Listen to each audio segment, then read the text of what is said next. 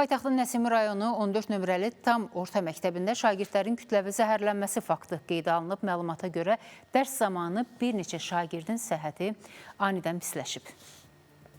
Şagirdlər iddia edir ki, zəhərlənənlər məktəbin yaxınlığındakı marketdən saqqız alıb. Hallarının pisləşməsi isə bundan sonra baş verib. Hüseyin diye bir sinif yoldaşımız var. İlk dərs Qırmızı Navastroykan yanındakı obadan saqqız alıb, gətirib uşaqlara paylayıb, ondan da zəhərləniblər. Halları çox pis idi. Tualetə getdilər, qusdular.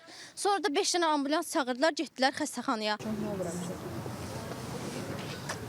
Qarpızla yemişin qarışığı olan dirol. 2 dənə saqqız alana elə bir ki, ikisi 1 manata düşmüşdü də. Ola bilər ki, tarixi də yoxdur üstündə. Ola bilər ki, yəni tarixi keçmiş bir şey qoymuşlar ora. Məktəb rəhbərliyi tərəfindən dərhal təcili tibbi yardıma müraciət olunub və şagirdlər müvafiq səhiyyə müəssisəsinə çatdırılıblar. 3-cü dərs vaxtı bir neçə şagird mənə yaxınlaşdı, 8-ci sinif şagirdləri. Bildirdilər ki, özlərini pis hiss eləyirlər. Ürək bulanması var onlarda. Təbii ki, biz o saat reaksiya verdik məsələyə. Və məlum oldu ki, şagirdlərin sayı bir neçə nəfər yox, 8 nəfərdir.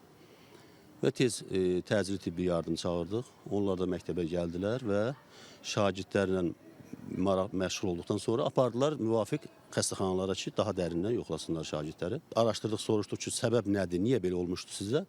Dedilər ki, biz səhər gələndə, biri dedi ki, səhər mən gələndə marketin birinə girib oradan saqqız almışam. Ucuz satmışlar saqqızı, ona görə saqqız almışam uşaqdan, mağazadan və gəldim, yoldaşlarıma verdim bunu.